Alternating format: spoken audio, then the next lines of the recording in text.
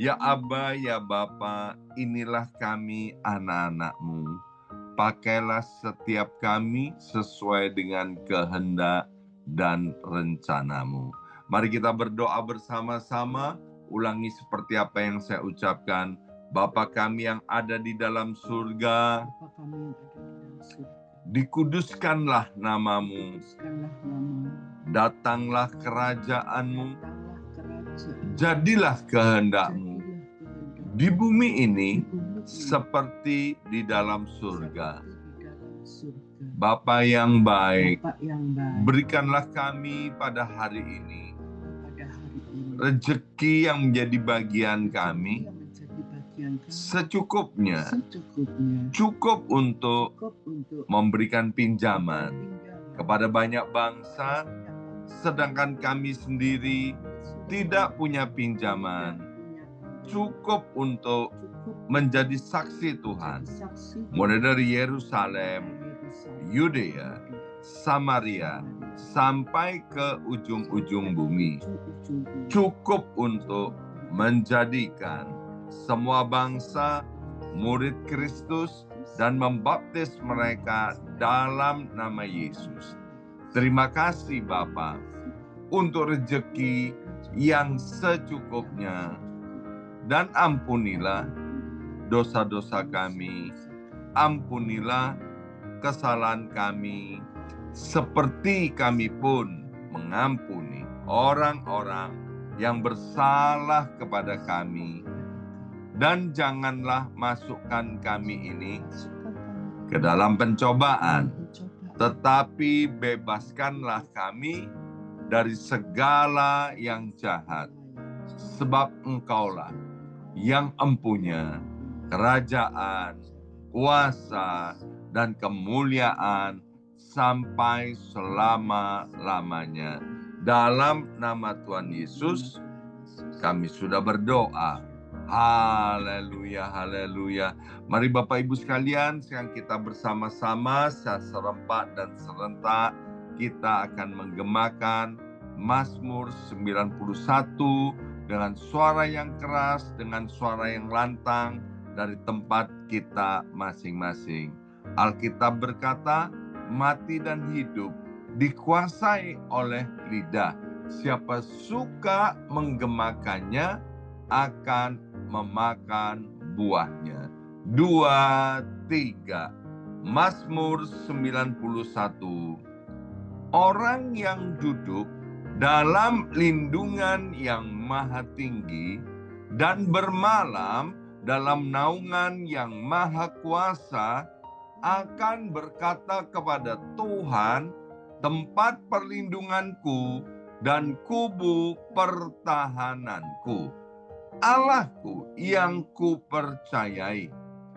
Sungguh Tuhanlah yang akan melepaskan aku dari jerat penangkap burung dan dari penyakit sampar yang busuk.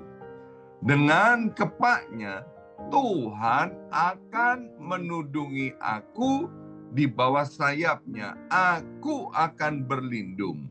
Kesetiaan Tuhan ialah perisai dan pagar tembok. Amin, amin, amin. Terjadi di dalam nama Tuhan Yesus.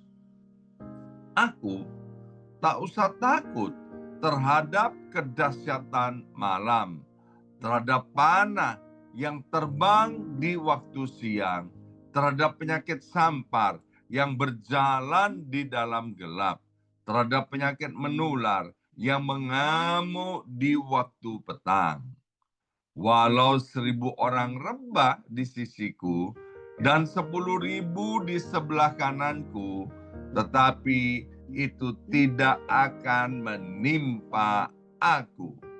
Aku hanya menontonnya dengan mataku sendiri dan melihat pembalasan terhadap orang-orang fasik.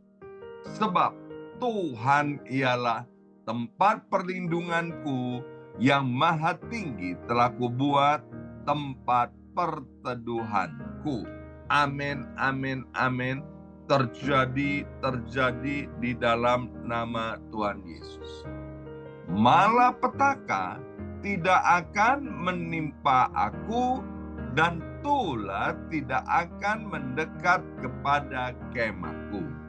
Sebab malaikat-malaikat Tuhan akan diperintahkan oleh Tuhan kepada aku untuk menjaga aku di segala jalanku. Para malaikat Tuhan akan menatang aku di atas tangannya, supaya kakiku jangan terantuk kepada batu. Singa dan ular tedung akan aku langkai. Aku akan menginjak anak singa dan ular naga. Amin, amin, amin. Terjadi di dalam nama Tuhan Yesus. Sungguh hatiku melekat kepada Tuhan, maka Tuhan akan meluputkan aku, Tuhan akan membentengi aku, sebab aku mengenal nama Tuhan. Bila aku berseru kepada Tuhan, Tuhan akan menjawab. Tuhan akan menyertai aku dalam kesesakan. Tuhan akan meluputkan aku dan memuliakan aku. Dengan panjang umur akan Tuhan kenyangkan aku, dan akan Tuhan perlihatkan kepadaku keselamatan daripadanya. Amin, amin, amin. Terjadi di dalam nama Tuhan Yesus. Kami mengucap syukur untuk hari yang baru, kasih yang baru Tuhan, dan firman Tuhan yang baru hari ini akan menjadi pelita buat kaki kami dan terang buat jalan hidup kami. Berkati hamba firman-Mu, Pastor Markus Sudarji. Dalam nama Yesus, yang siap mendengarkan firman Tuhan, angkat jempolnya ke depan dan katakan amin 3 kali. Amin, amin, amin. Salam kebangkitan, salam penuaian. Semangat pagi! Semuanya semangat pagi. Apa kabarnya Bapak Ibu semuanya? Senang sekali hari ini Jumat tanggal 26 April kita boleh bersama-sama kembali. Dan hari ini hambanya Pastor Markus Sudarji, aktivis Pria Sejati, ya, Board of Director dari Pria Sejati yang ada di Indonesia, juga seorang gembala sidang yang sangat diberkati oleh Tuhan, kembali akan melayani kita semua. Shalom Pak Markus. Shalom, shalom. Selamat pagi. Ape, saya. Ya, silakan Pak Markus. Ya, Waktu dan tempat untuk Pak Markus. Selamat pagi. Terima kasih kesempatan yang sangat baik. Terima kasih Pastor Yongki untuk memberi kesempatan kepada saya. Saya bersyukur kepada Tuhan bahwa sudah 7 tahun saya ada di Christian Man Network Indonesia, yang founder-foundernya adalah Dr. Edwin Louis Cole dari Dallas, dari Amerika, dan dilanjutkan oleh putranya Paul Cole, yang kemarin 2 hari kami konferensi pria di Jakarta sebagai satu bentuk yang merilis CMN ini ke seluruh tubuh Kristus. Jadi saya sudah tidak lagi jadi board of director, jadi saya jadi board saja buat mereka, ya. Jadi memfasilitasi gereja-gereja dan sebagainya. Jadi kemarin sudah dirilis, ya. Sebenarnya de jure-nya tanggal 1 Februari sudah selesai tugasnya. Jadi kami bertiga sebagai direksi tidak lagi ngurusi Indonesia turun ke daerah-daerah. Jadi kami hanya sifatnya sebagai bapak buat mereka. Jadi bukan secara organisasi atasan bawahan. Kami membangun yang namanya jaring ikan, bukan jaring laba-laba. Jadi seperti itu. Nah, terima kasih kesempatan ini. Nah, saya akan sharing pada saat ini. Saya akan bicara tentang hati seorang Bapak Abraham. Ya, hati seorang Bapak Abraham. Nah, di dalam kitab Kejadian pasal 14 ayat 14 itu dikatakan bahwa ketika Abram mendengar bahwa anak saudaranya tertawan, maka dikerahkannya orang-orangnya yang terlatih, yakni mereka yang lahir di rumahnya, 318 orang banyaknya, lalu mengejar musuh sampai ke Dan. Nah, kisahnya bahwa sebelumnya ayat ini saya diberkati setiap renungan pagi. Ini adalah renungan pagi pribadi, sehingga jadi saya renungkan dalam hidup saya buat untuk sharing, dan pagi hari ini saya sharingkan buat Bapak Ibu sekalian. Nah, ini latar belakangnya di pasal sebelumnya itu bahwa Lot itu punya harta yang sudah mulai banyak. Ya, Abraham juga banyak. Nah, terjadi keributan. Makanya Abraham bilang, nah Lot, kita ini kan bersaudara, jangan ributlah.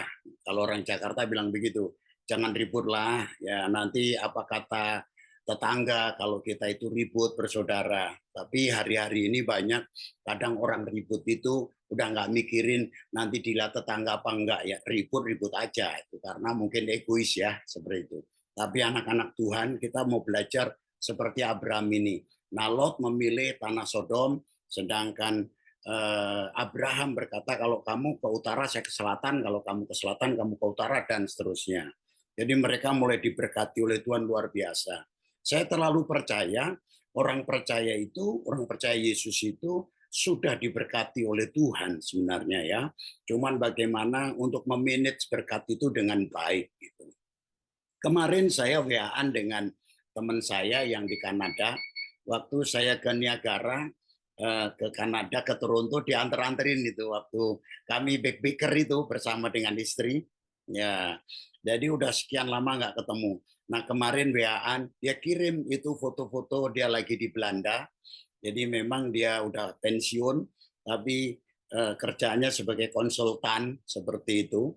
Nah, dia bilang gini, Ci, dia panggil saya nama belakangnya Ci, ya, kamu kemana aja liburan? Saya liburan kemarin hanya ke Bandung, terus nggak kemana-mana lah, Jakarta, di Jawa macet, saya bilang.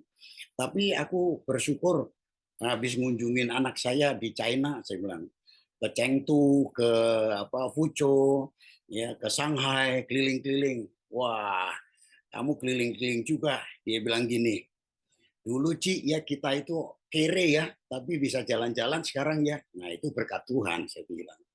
Dia bilang, saya dulu kere, memang saya kere Pak Yongki, dulu kere. Bukan miskin, tapi kere. Tapi yang saya mau ceritakan bukan masalah ini. Saya percaya kalau bicara berkat jasmani itu so pasti, ya so pasti.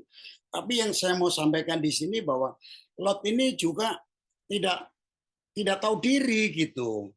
Udah ikut, ya diberkati juga. Mestinya kan ngomong sama pamannya, dikasih kesempatan begitu. Lot, kalau kamu ke utara, aku ke selatan. Jangan dong paman, paman aja lah yang memilih, aku kan ikut. Tapi ini Lot kurang ajar ya gini ya. Tapi percaya kita nggak mau kurang ajar kayak dia ya. Nah jadi akhirnya ketika dia ada di tanah Sodom kan ditawan ini, karena di raja-raja Kedorlaomer dan kawan-kawan itu kan menawan, termasuk Lot ditawan, hartanya ditawan, anak-anaknya ditawan, saudara. Tapi yang luar biasanya, Abraham itu mempunyai hati luar biasa. Nah, seperti apa hatinya Abraham? Yang pertama, Abraham itu memiliki belas kasihan luar biasa loh. Di sini dikatakan bahwa Abraham ya Abraham mendengar bahwa sanaknya itu sanak saudara tertawan, dia mendengar, dari mendengar maka Abraham timbul belas kasihan. Luar biasa. Saya belajar dari sini karena saya pernah mengalami yang namanya kegagalan. Ya, mengalami kegagalan seperti ini. Saya dulu makan bareng, tidur sederhana, makanan kadang ada nggak ada saya makan. Ya, satu saat pengerja saya itu buka jemaat sendiri, buka jemaat sendiri. Ya, akhirnya saya bilang sama tim, udahlah disupport lah. Kita sewain ruko, ya 1 tahun, kita kasih kursi, kita kasih keyboard, semua kita kasih. Tapi sebenarnya hati ini juga kesel, Pastor. Ya. Kemudian gaji dia waktu sama-sama kami selama 1 tahun juga saya tidak hentikan. Ya. Yang buat saya saat itu yang bikin saya kesel itu, ya saya mungkin dilihat orang baik gitu, tapi sebenarnya hati saya juga kesel. Ya. Nggak ada say thank you gitu loh. Saya cuma berharap say thank you gitu. Tapi saya lihat Abraham ini ya, luar biasa loh, luar biasa. Saya belajar. Nah, 2 hari lalu saya renungan ini, saya pikir, wah luar biasa ya Abraham itu ya. Saya mau belajar kayak Abraham. Mungkin secara lahiriah supaya dilihat orang, saya lakukan itu.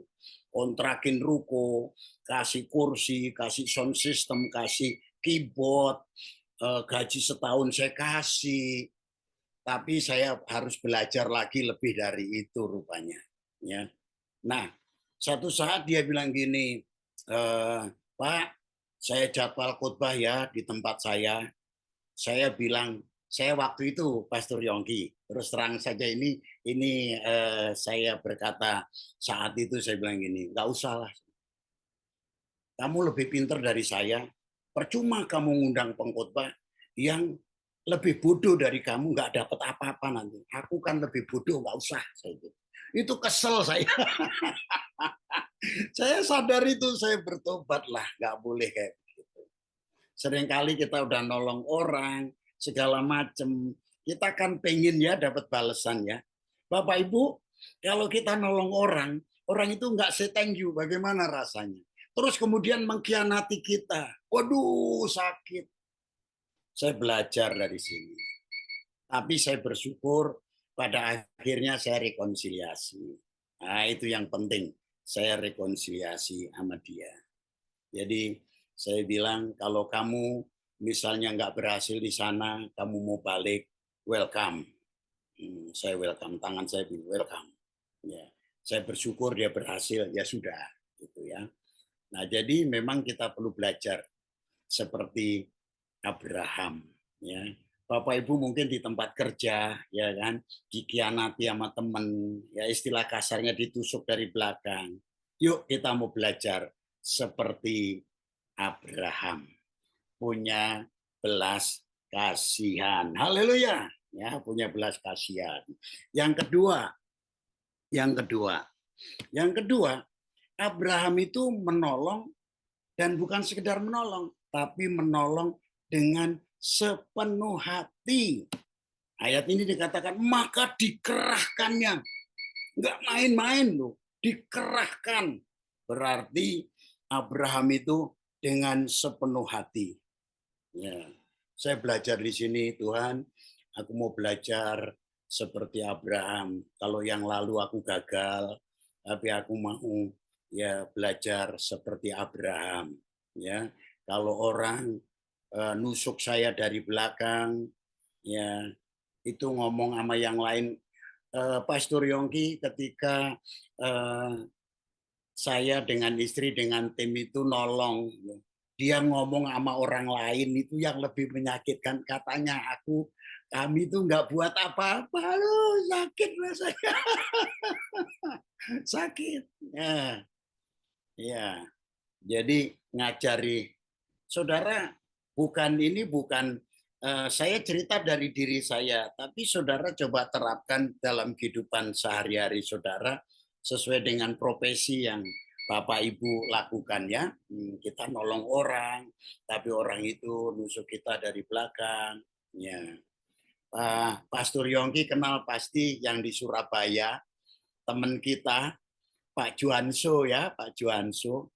Wah, Pak Juanso itu sampai migrain loh, ditusuk temennya dari belakang, bisnisnya ditolong, akhirnya bisnisnya itu diambil alih katanya begitu. Wah, suka telepon nama saya, Boksu, panggilnya Boksu, panggil saya juga Boksu. Kita ada pertemuan, aduh aku sakit, aku nggak bisa, aku ada urusan. Belakangan dia cerita, ditusuk dari belakang. Tapi bersyukurnya orang-orang yang dikhianati, orang-orang ditusuk dari belakang, Tuhan tidak menutup mata dan Tuhan tidak akan meninggalkannya. Haleluya. Dan Pak Juanso malah Tuhan berkati, bukan hanya Pak Juanso bukan hanya di dunia marketplace, dia menggembalakan jemaat.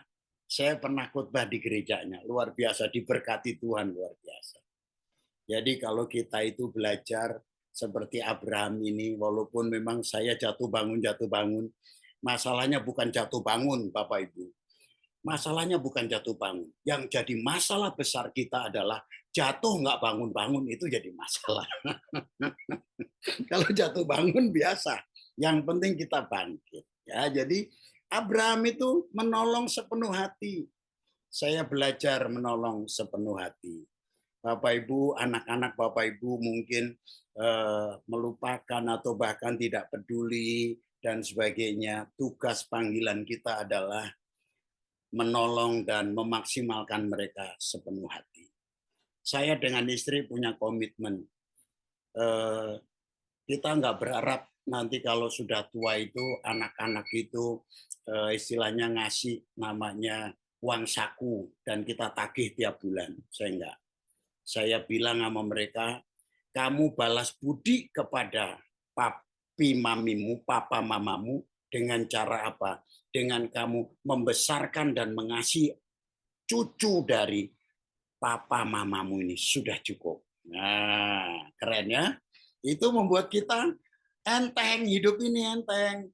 Jadi Bapak Ibu nggak begini, waduh anakku di sana belum kirim duit, anakku di sana belum kirim duit, pusing nanti kita. Ya kan? Nggak usah lah, kita lakukan dengan sepenuh hati. Haleluya. Yang terakhir, jadi ini ayatnya sebelum yang terakhir, apapun yang kita perbuat, yuk kita perbuat seperti untuk Tuhan, bukan untuk manusia. Haleluya. Yang terakhir, Abraham memuridkan keluarganya dan orang-orang yang bersama dengan dia. Ini penting ya.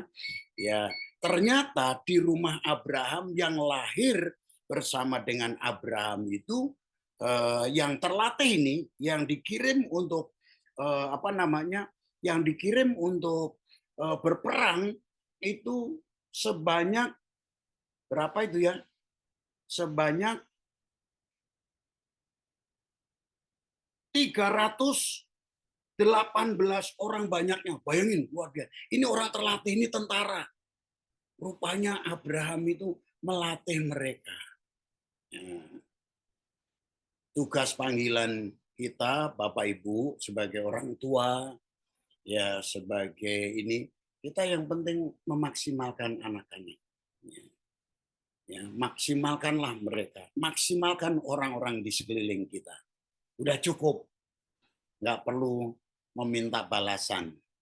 Nanti Tuhan yang akan membalaskan buat kita. Ya, ada cerita kegagalan. Ya, saya bisa cerita seperti saya dulu cerita tentang kegagalan. Saya ini tadi Pastor Yongki bilang, saya salah satu direktur Christian Man Network Indonesia. Ya. Bukan berarti saya sudah hebat. Pernah gagal di keluarga. Tapi saya bersyukur, ya, anak saya itu bilang begini, Pak, Ma, aku mau ngaku. Mau ngaku apaan? Aku telah sekian lama terikat dengan pornografi. Itu terus terang loh, rambut saya itu kayak kebakar, menguap begini rasanya. Waduh, terus kamu cerita sama siapa? Ini yang lebih membuat saya itu benar-benar terpukul. Saya udah cerita sama om dan tante itu. Istri saya itu udah mau ngomong, diam dulu dah, diam, kita dengerin. Di hati ini begini, kenapa kamu nggak cerita sama papa, cerita sama orang lain, malu-maluin. Waduh, tapi saya dalam hati, oke, kamu udah mau cerita, terus apa yang kamu lakukan? Aku bertobat, yuk aku doain. Gak gampang, di keluarga itu gak gampang. Dan saudara dengan cara itu, anak itu lebih terbuka lagi. Terbuka lagi dengan saya. Nah, saya dulu dengar ceritanya cuman kadang ngelus dada ya. Ada seorang yang sibuk, dia seorang pengusaha. Dia sibuk untuk kerja, semuanya diserahkan kepada istrinya, dan anaknya ini di gereja itu jadi andalan main keyboard. Kelihatan alim sekali. Dan setiap selesai main keyboard, sama mamanya itu dikasih duit. Ternyata duitnya untuk beli narkoba. Selesai main keyboard, ibadah. Dia masuk ke kamar kecil, terus kemudian dia ngisep. Baru ketahuan itu setelah dia OD. Waktu dia OD, suami istri berantem. Suaminya angkat bubble, yang untuk bubble yang paling gede itu mau dilempar ke istrinya. Dia bilang, kamu nggak becus mendidik anak. Dan ribut besar. Dan singkat cerita, saudara, keluarga ini saya dipulihkan akhirnya. Suami istri ini sadar. Tapi yang sangat mengerikan, saya kunjungin dia di rumah sakit. Itu sudah OD, lihat saya begini. Ini Markus ya, udah begitu. Dan sudah itu pokoknya nggak ada. Tapi bersyukur, keluarga ini memulai dari keluarganya, anak-anaknya. Yuk kita mulai dari orang-orang dekat. Abraham berhasil. Abraham berhasil. Satu lagi kesaksian untuk mengakhiri ini cerita saya ini, saudara. Ketika kita ini peduli dengan seperti Abraham ini ya, orang-orang yang di sekeliling kita, mengampuni, mengasihi, all out, ya, ibu-ibu, ya bapak-bapak, buat anak-anak all out itu tidak sia-sia. Ya. Bapak rohani saya cerita begini, karena bapak rohani ini punya bapak rohani lagi, dia bilang gini, apapun orang-orang yang kau pimpin, itu jangan pernah kau buang. Betul. Jadi yang dipimpin ini di rumahnya itu menghamili asisten rumah tangga. Bagaimana saudara seperti itu? Wah, dan dia seorang yang terpandang di daerah itu. Pasti. Tapi anak ini dipeluk, dia bilang, kamu tetap anakku, tapi konsekuensi juga harus kamu terima. Dibina. Udah dibina, masih nyuri duit di gereja itu. Nyuri di rumah itu. Terus dia bina. Singkat ceritanya, dia pulih. Setelah pulih,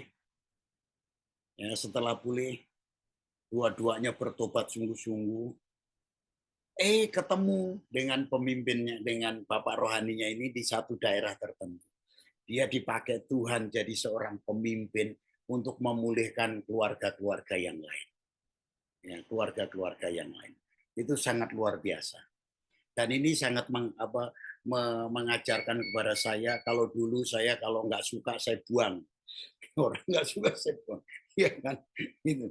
Saya pernah juga mau marah di gereja itu. Karena itu makan, saya kasih makan semuanya, pakaian segala macam ada di situ. Saya difitnah, bagaimana nggak jengkel, Pastor Yongki, jengkel. Tapi anak ini menjadi berhasil. Dia punya usaha konveksi sekarang. Walaupun dia lupa sama saya, nggak apa-apa. Yang penting dia berhasil. Haleluya. Dan mari saudara, kita mau belajar memiliki hati seperti Abraham. Saya percaya Tuhan tidak pernah tinggalkan kita. Saya ditinggalkan oleh 1-2 orang. Hari ini kami bisa malah buka 6 cabang gereja. Ya kan? Haleluya. Saya percaya di pekerjaan, di rumah tangga, apapun yang bapak-bapak, ibu-ibu kerjakan. Percayalah Tuhan tidak akan pernah lupa dengan apa yang menjadi jeritan hati kita, keluh kesah kita, penderitaan kita. Kita yang penting melakukan seperti Abraham, memiliki hati yang sangat luar biasa. Tuhan Yesus memberkati. Haleluya. Tuhan Yesus memberkati. Mari saya mau berdoa buat Bapak Ibu Saudara sekalian. Bapa di surga, terima kasih Tuhan. Ajar kami Tuhan memiliki hati seperti seorang yang luar biasa. Kami percaya Tuhan, Abraham disebut sebagai bapak orang percaya dan bapak bagi bangsa. Tuhan, Abraham memulai dari hal kecil. Demikian juga hidup ini Tuhan, kami akan belajar seperti Abraham ya Tuhan. Yang pertama-tama kami mau Tuhan memiliki belas kasihan yang tinggi. Sekalipun kami disakiti, kami dilukai, Tuhan dikhianati, bahkan ditusuk dari belakang. Kami percaya tangan Tuhan tidak pernah meninggalkan. Pembalasan ada di pihak Tuhan. Percayalah saudara, pembalasan ada di pihak Tuhan. Ketika kita belajar untuk mengampuni, kita belajar untuk justru akan melakukan perbuatan yang baik, Tuhan tidak pernah tinggalkan. Mungkin hari-hari ini kita merasa dikhianati, merasa dilukai. Saya percaya Tuhan tidak pernah meninggalkan kita. Bapak kami berdoa, demikian juga Abraham menolong dengan sepenuh hati. Seringkali hamba-Mu jujur, kalau disakiti, dilukai, menolong tidak lagi sepenuh hati. Dan bahkan Tuhan punya kerinduan supaya orang itu lebih celaka. Tapi Abraham memiliki hati yang luar biasa. Demikian juga ajarlah kepada hamba-Mu, kepada umat-Mu yang mendengar tentang kebenaran ini. Untuk menolong orang yang pernah mengkhianati, minta tolong, kami akan tolong dengan sepenuh hati. Dan pada akhirnya kami akan terus melakukan bagian kami. Tuhan, untuk yang namanya memaksimalkan orang lain. Sekalipun kami tidak semaksimal. Dan orang itu akan menjadi orang yang luar biasa. Sekalipun kami menjadi biasa-biasa. Kami percaya pembalasan ada di tangan Tuhan. Terpuji nama-Mu. Kami mengucap syukur, meteraikan firman-Mu dalam hati kami. Di dalam nama Yesus Kristus, hamba-Mu berdoa dan bersyukur. Haleluya. Amin.